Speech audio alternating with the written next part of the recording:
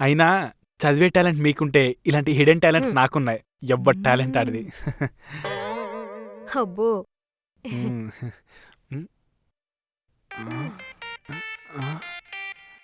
ఇదేంటి కాలేసింది. కాలు పక్కన వేయడానికి వెళ్ళి నా మీద వేసినట్టు నువ్వు. అయ్యో అవునా ఉండనివ్వలేరా. ఇప్పుడు పక్కన పెట్టి ఓపికలేదు. ఓపిక లేదా? ప్రేమించిన అమ్మాయి కాబట్టి సరిపోయింది. అదే వేరే అమ్మాయి అనుకో అటు సైడ్ ఏంటిది నాకు అర్థం కాలేదు. అది అర్థం కాదే బెటర్లే.